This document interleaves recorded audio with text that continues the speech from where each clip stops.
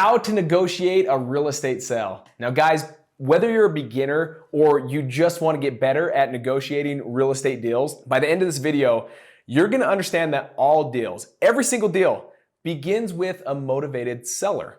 And in this video, I'm going to share with you the 4 pillars of how to understand when a seller is motivated.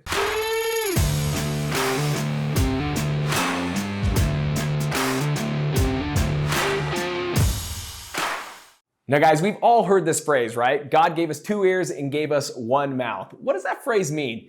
It means we really should be listening more than we talk. And that's in every conversation, but it's even more important, or it's more crucial, that during negotiations with real estate, you need to understand that this principle is very important. In fact, it's probably the most important principle that you can live by. You're going to be listening. You're going to be listening more than you speak when you're talking with the seller. But what exactly are you going to be listening for? Let's get right into those 4 pillars of motivation so that you can understand that, again, all deals, not some deals, every deal begins with a motivated seller. So let's find out what those 4 pillars are right now. Number 1, guys. Number 1 is time frame. Now, what does this have to do with motivation, and what exactly am I talking about?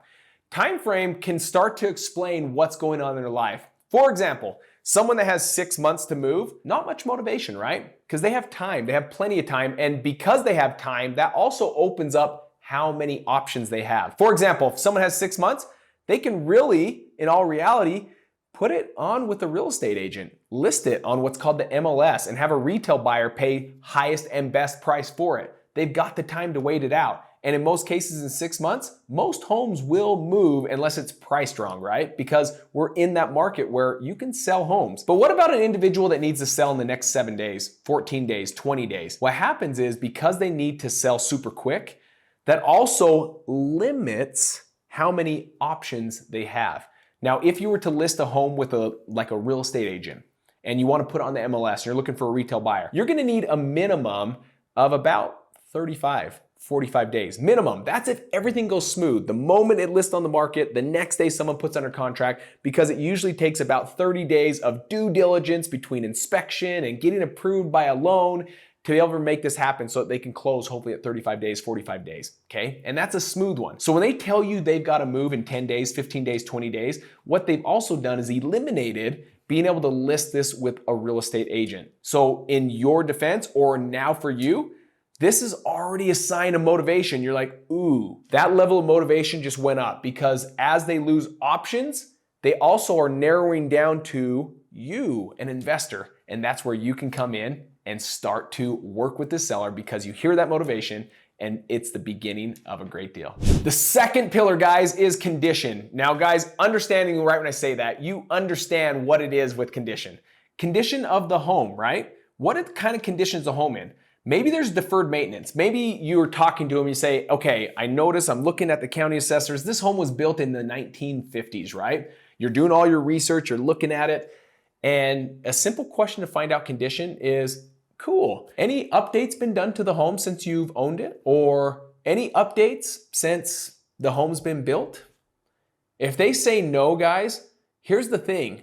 If it's built in the 80s, we're now at what, 10, 20, 30, almost 40 years, right? Where it has been built. Shingles don't last that long. Cabinets don't last that long. Flooring definitely doesn't last that long. Bathrooms, you're starting to see things wear and tear, and things don't last that long. So if there's been no rehabs, no updates, no fix-ups, you can bet your bottom dollar there's going to be deferred maintenance. There's going to be a home that shows distress. So the condition of the home can reveal if there is motivation behind the seller, whether he wants to sell it or she wants to sell it or not want to sell it. Guys, if it's a brand spanking new home, it's a 2020 build and it's only a year old, there's a good chance that that home's in great condition.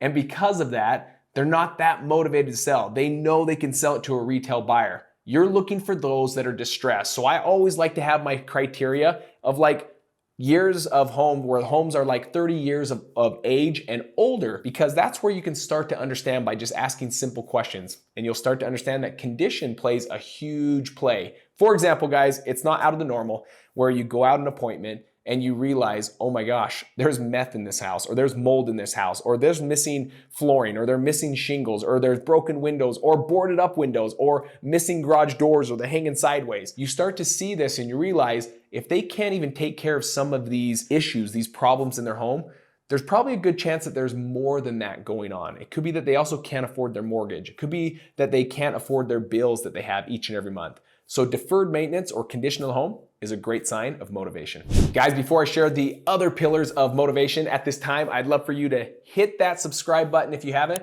But more importantly, as you hear this message, one of the things that might be small for you, but it's huge for me, and that is hit that share button. Share it with people on your team. If you're in real estate, or if you have friends that you want to share and get them involved in what wholesaling is and how to negotiate real estate deals, hit that share button. It'd mean the world to me. It also helps get my content pushed out by YouTube to other people. So if you like this content, the best way you can show me your love, hit that share button so that it gets in the hands of those that are looking how to negotiate a good real estate deal. All right, our third pillar, guys, is price. Price. Now, what does that mean?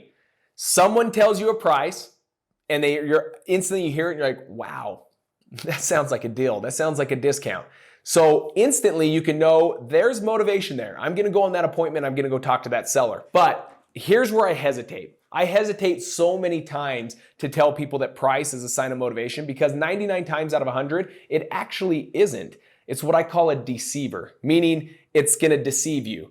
Everyone wants highest and best for the home, just like you want lowest for their home, right? That's where negotiation starts. They want high, you want low, and you start to like work your way, work your magic so you can get at a number or a price where it's a win-win and it works for them and it works for you. So when you hear price, I want you to understand, when people tell me all the time, we get this all the time. I now have a full operation. I'm sitting in my office right now. It's at closing hours right now, so no one's here, so I can keep it quiet so I can stay focused to help you guys.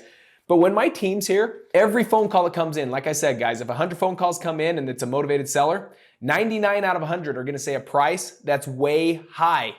I don't want you to focus on that. So here's something that's very simple when it comes to negotiation. When you're talking to someone on the phone and they tell you a price and it's super high and you know it because you're looking at Zillow, you're looking at the county assessor and you're like, whoa, this guy wants full retail. This isn't a motivated seller. I want you to understand people are going to do that. They're gonna tell you that. What I want you to do is simply shelf the price and just simply say this, okay, cool. It sounds like you know what you want for the property. And then start finding out the other pillars. Now I'm gonna be sharing with you the last pillar here in just a second, but you'll be more now focused on that time frame, focused on the condition, and you're focused on this last pillar that I'm gonna be talking about. And just focus on that. Because if those pillars exist, you get out on that appointment. I can't tell you how many times my team, myself, we've gone on appointments where someone says, if you are $1 less than this, I do not want to do business with you. And they have to do that. They don't know you. They don't know you enough. You haven't built a rapport with them. You haven't built a relationship with them. You haven't become their friend. You haven't been anyone that they like, love, respect, trust. You haven't earned the right for them to see why they would want to sacrifice price. You haven't presented what is the benefit that they get from going with you, what kind of problems you can solve in lieu of price, giving them the highest and best price. And we do that face to face. The phone call, guys, when you're on with the initial phone call, is just to find out these pillars, questions to find out is there motivation. All the real negotiation takes place when you're face to face. The fourth and final pillar is driver. Now, what do I mean by that? That is what drove them to pick up the phone and call you. Whether you're sending out postcards, whether you're doing direct mail, whether you're doing PPC with your computer, whether you are cold calling. What allows them, why are they staying on the phone with you? Why did they type in your website that they wanted to call back and they want a price, they want to talk to you about selling their home? What was the driver? What drove them to do that? That's your job. That's where you need to spend a lot of time. Now, one of my favorite questions, and I would suggest that you write this question down. It's my favorite. It's this. It seems like a nice home. Why are you considering selling it? Guys, think about that question and how good it is. It's because now you're almost doing like a hesitation, a pull away, right? We talk about chasing the dog versus the dog chasing you. If you chase the dog keeps running. But when you step back, the dog chases you. You can't be the aggressive buyer where you're like, hey, I want to buy your home. I'm good at this. I know I can do this. We can buy it as cash. We can buy it as is. We don't have any real estate fees. We don't have any agent fees. We don't have any commissions. Like, we're going to be the buyer. You're going to love buying with us. And what you do is you start chasing the dog. And he's kind of like, or she's kind of like, whoa, slow down, bro. Like, I'm going to be talking to multiple people. Like, slow down. You need to ease up, right? Guys, negotiation's not about that. It's about listening again more than you talk. Ask the right questions. I love that question.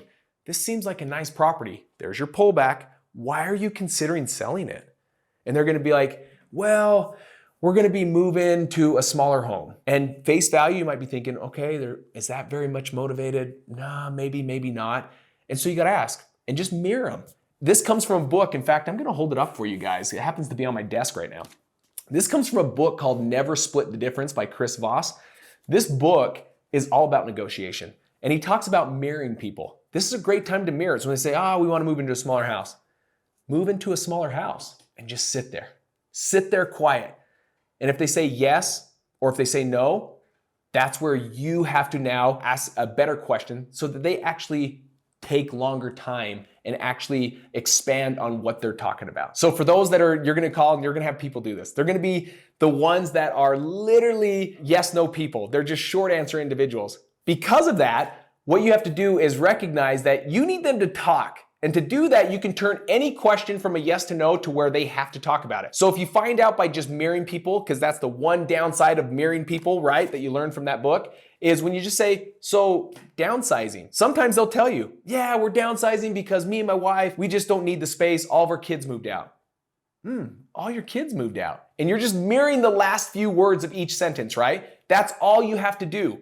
That is powerful. But for those that are like, yep, nope, what you can do is, so you're downsizing.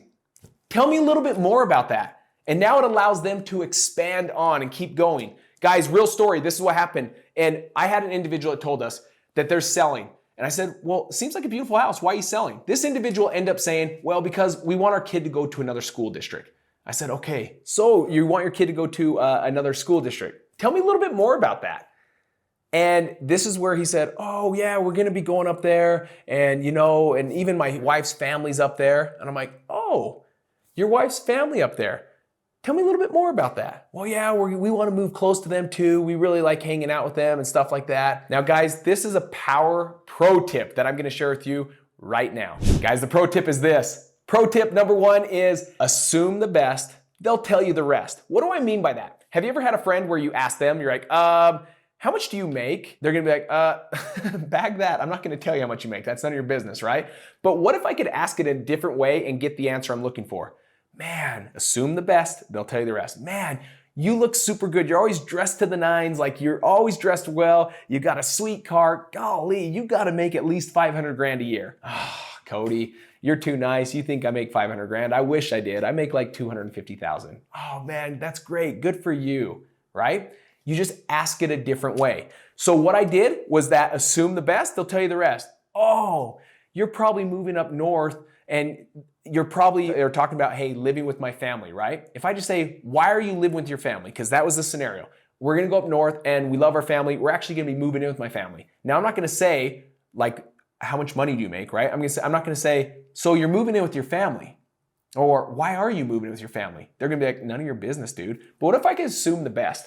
I tweak it and just say, hey, you're probably moving with your family because there's a lot of construction going up there and you're just waiting for your nice big home to be built. And he said, Cody, I wish that was the case. I'm moving in with my wife's family because I just lost my job. Right? Motivation. Now you can understand what's going on in their life. And as you get to understand, you peel back those layers where they start to tell you truth. Now guys, face value, he said he wanted his kid to go to another school. That was the result. Because he lost his job and because he has to move in with his family, the result is his kid is gonna have to go to a new school. So keep asking the right questions. And as you do this, you'll understand that motivation is what leads to deals. You need to understand motivation. You need to understand that you're there to solve their problems. And the number one problem solver is the one that walks out with the contract every single time. It's not about the deal. It's not about buying homes at a discount. That's simply just the byproduct of good negotiation. That's simply just the byproduct of genuinely serving these people, solving their problems. And in doing so, they're gonna wanna do business with you. And the byproduct is you're gonna get their home at a discount. Hey guys, down below in the description, I've left a link that gives you free access to my negotiation crash course, where I share with you the 5 best strategies. These are the same strategies I share with individuals that pay me to come out to my 3-day training right here in my office.